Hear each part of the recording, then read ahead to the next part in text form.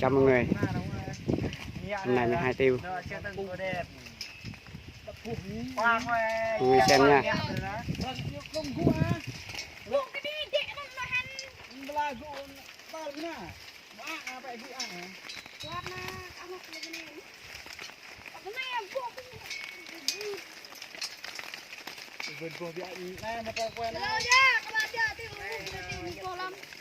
Tiêu vua tất nó này nó vua gì à? Một đường thế này. Hai tiêu siêu sam, ôi chạy nhiều quá. Chắc cái này mua xe hơi được đấy. Mua ít tiêu 8 triệu ạ. Lùng tầm lại cái chị tiêu. Một lùng ngoài chị lao ấy thôi lại play ấy, lại gì? Thằng rừng mua ít tiêu này các bạn nha.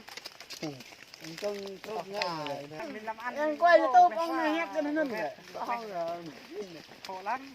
Cái thế này gọi tay tóc thế này Hai tiêu nhà siêu sam TV này, cái tiêu này chạy nhiều quá, tiêu chạy thế này thì mình vui không mệt.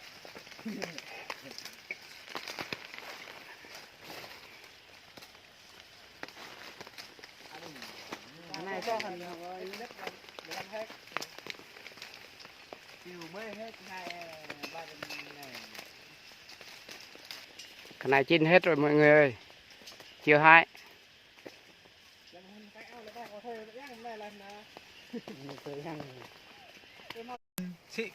Mà mình Cái chuyện bò nhẹ này mặt này, lên bò như này, bơm được. Dân tóc mình thị bò mình giống kiểu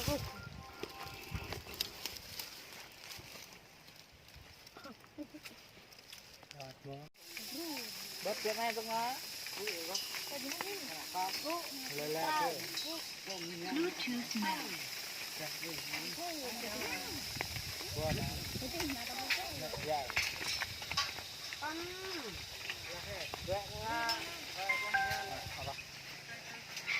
Tết tốt.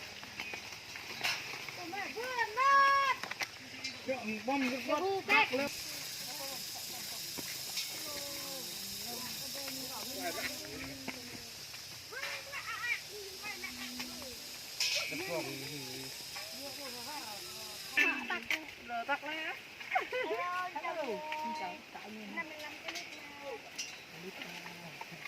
hello anh em. In. Hello. Chào tất cả anh em nha. Tiêu là 1 tuần rồi, không hết à. Chạy nhiều quá.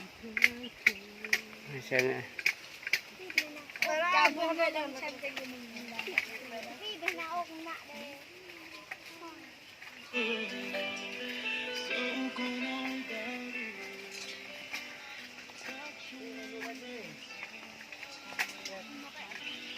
Dạ còn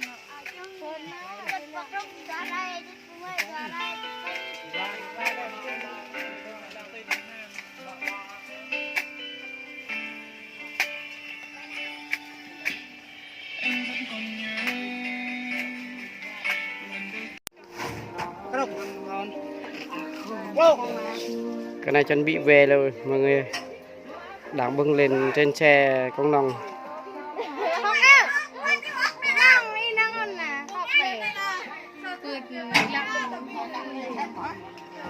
Ô bị đổ rồi.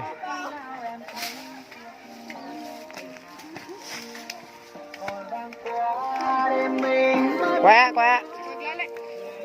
Dạ. Qua ra.